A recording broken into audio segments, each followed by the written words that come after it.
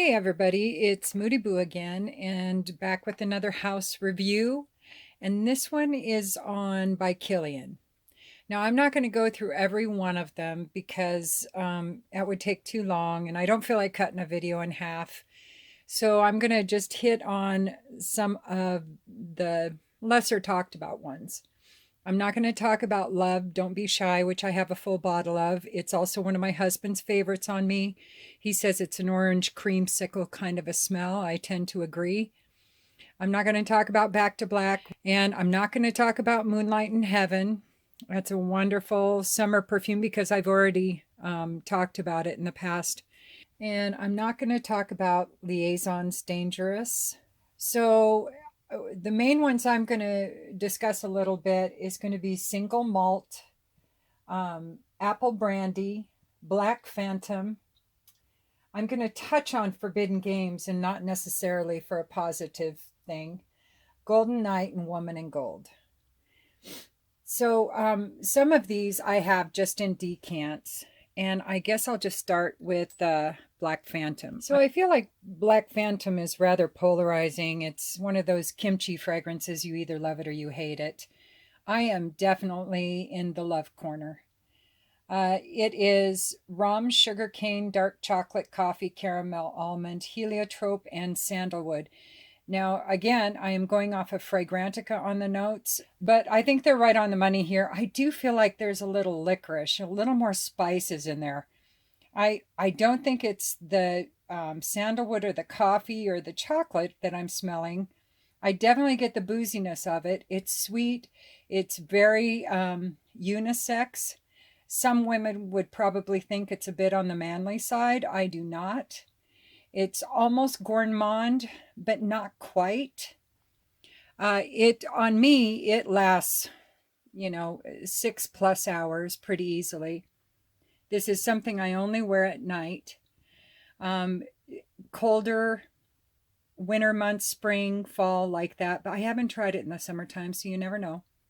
It really is pretty, but I swear I get some licorice and some cinnamon or something in there. It's really pretty. All right, moving on. Forbidden Games. Now, I love buying these little vials because I've got a bunch of spray tops that fit perfectly on here. I do not have this one set up to spray because I'm probably not going to be wearing it. I'm going to try it again. I bought it at like the end of summer, and I didn't try it out before it got cold. And this I just don't think is good in the cold months. I have tried it and I don't like it. So I keep thinking I love the note of peach. And then I'll buy a peach perfume and I can't stand the damn thing. I'm even going to do, I think, a list of my peach perfumes, but it's not going to be a top list. It's going to be like the bottom note list. It's just not for me, I guess. Anyway, this is apple, peach, plum, cinnamon, rose, geranium, jasmine, vanilla, honey, and opoponax. And I wish I got half of those notes. All I get is peach. Apple brandy. This one I adore, but this is a weird one. I don't wear this one on my clothes. I only wear it on my skin. It does not develop nicely to me on paper or on clothes. I have it on paper here and it almost goes a little sour, and it gets no sweetness to it at all on paper or on my clothes. And there's almost a bitter note in there, a bitter wood note in there. But when I wear it on my skin, it's a beautiful, sweet, boozy kind of a perfume. I'm wearing it now because I couldn't test it on paper without putting it on my skin, to be fair to it. This is oak, labdanum, cedar, and vanilla. But it smells very boozy. It does smell like the barrels of an apple brandy, a sweet apple brandy.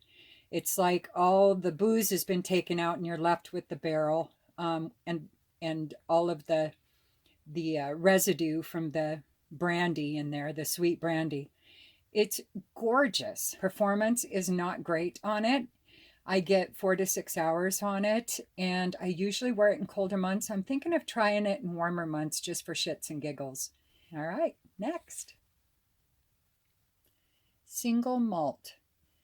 Now, this one is just like apple brandy. I wear it on my skin, not on my clothes. It doesn't smell as good on paper, like a paper strip. So if you're testing this one or single malt, be sure to spritz it on your skin before you make a final decision whether or not to purchase. I absolutely adore this one as well. I'm a sucker for sweet boozy perfumes, just like sweet woody perfumes. And it's very beautiful. It's plum, wheat, cedar, vanilla, and tolu balsam. And it smells like another boozy perfume to me, a sweet boozy perfume with, again, those wooden notes. But instead of having the oak barrels like apple brandy did, this is a little different. This is almost like you're smelling the building that the sweet brandy is made in, instead of the wooden building, the cedar building that the apple brandy is made in, instead of the oak barrels that it's soaked in, if that makes any sense. Performance on this one is the same as apple brandy, not great. So carry a decant if you're going to wear it all day. All right, next up. Woman in Gold. I actually, this container here, this, whatever you call them, it looks like a lipstick container to me.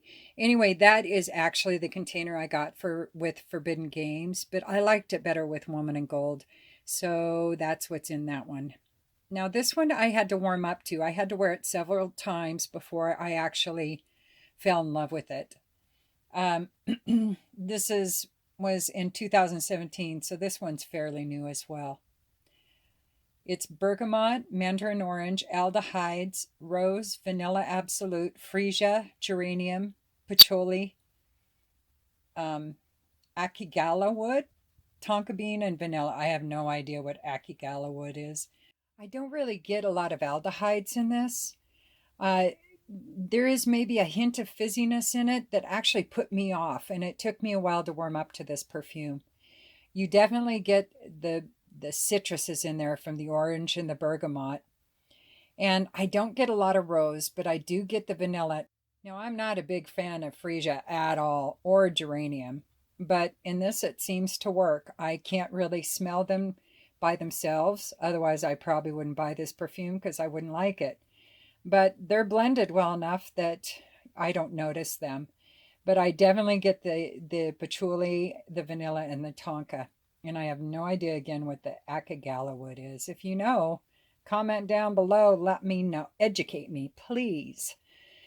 So this one, the performance on it is actually really good. Much better than the boozier fragrances like apple brandy and single malt.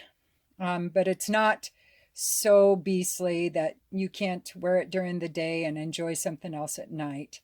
I think it's on the verge of being unisex. I don't think it's that feminine. So if you don't have a problem wearing something with the word woman in it, then guys, go for it, because it's a very gorgeous perfume. All right, next up. Gold Night. This again is marketed, I think, for men, but ridiculous because it is gorgeous. Actually, I got some free samples. It was like a thing that had one of each, the Woman in Gold and the Golden Night. And Golden Night was the first one that I bought of the two. I ended up with both. But oh, this is gorgeous. I think it's completely unisex. It's anise and bergamot, honey, vanilla, and patchouli. Pretty simple. You really get all of those, but none by themselves. It's very well blended. Performance on it is very good, not beastly or anything, so you could wear it to the office if you just went with one spray.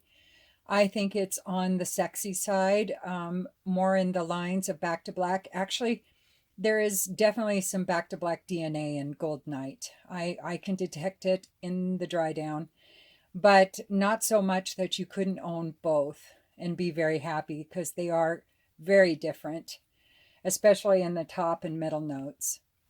it really performs well on me as well. Um, so that's about it for my Kilian collection. All right. Hope you all have a great day. I'll talk to you soon. Peace.